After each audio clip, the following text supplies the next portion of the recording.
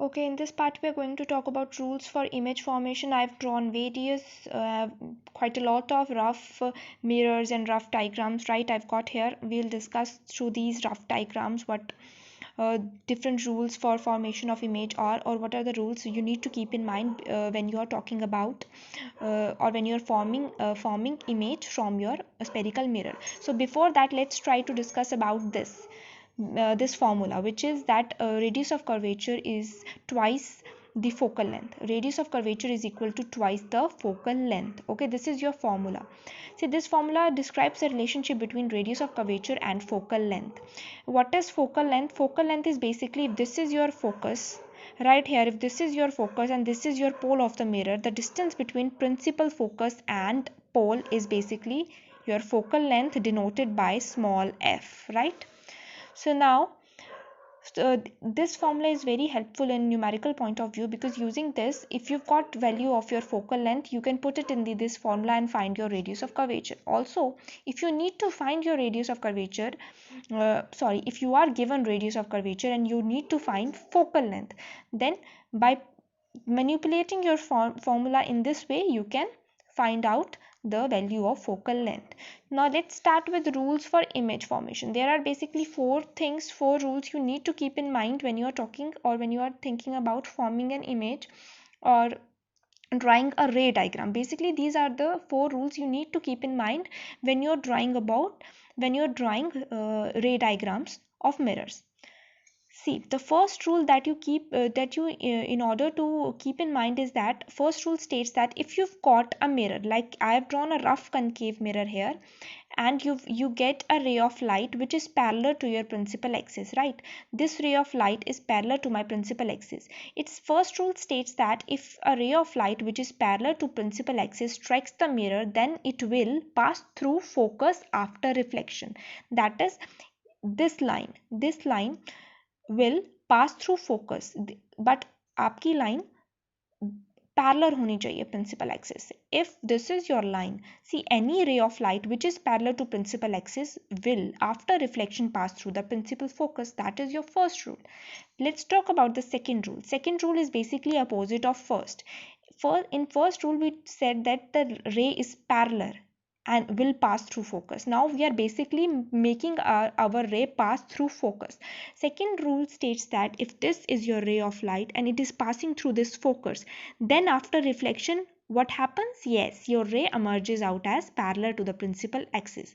So very easy to remember, right? If I've got a parallel ray, it is going to pass through focus. If I've got a ray that is passing through focus, it is going to be parallel to principal axis after reflection, right? Now let's talk about third and fourth rule, which are quite simple.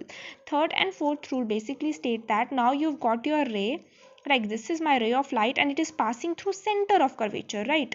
Then my ray of light, which is basically passing through center of curvature and striking the mirror, after reflection, in which direction it is going to be reflected? Yes, it will be traced back. States that my ray of light passing through the center of curvature of a mirror traces its path after reflection. So after reflection, it is going back the way it came. Okay, why this happens? Because your center of curvature acts the ray, because we talked in before in the previous lecture or previous video that any ray which joins the center of curvature along to any point on the mirror is a normal, right? So any ray passing through center of curvature will act as a normal. If it acts as a normal, there is not going to be any incidence angle and it will be traced back. So you got one point, that any ray that is normal is basically traced back. Okay, you need to keep it in mind. Acha, if you want to know that how is angle of incidence 0, let's think that if this is your plane mirror and this is your ray, right? You are getting your ray like here, and then it is getting reflected back right here, and this is your normal.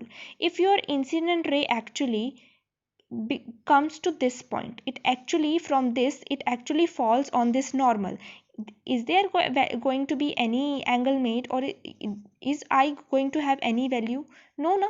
Basically I will become zero, your angle of incidence will become zero. So this is the reason that whenever you pass a ray through center of curvature, it becomes normal and is traced back. So keep in mind, any ray that you will pass through center of curvature, you need to trace it back. Do not reflect it at any other angle.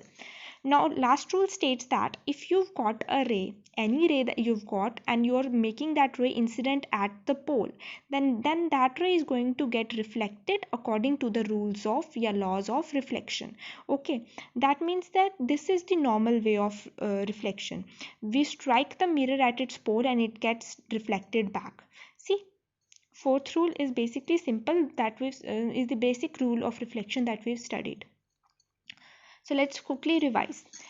In the first rule, if you've got a if you've got a ray parallel to principal axis, it will pass through focus. In the second rule, if you've got a ray passing through focus, it will emerge out as being parallel to the principal axis.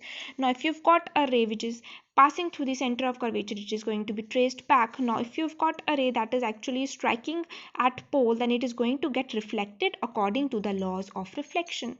Just go through these points through in notes, and you will properly understand it. Try to watch the video as many times as you can if you do not understand any point. By going through the videos once or twice, you will probably understand more and more. Thank you.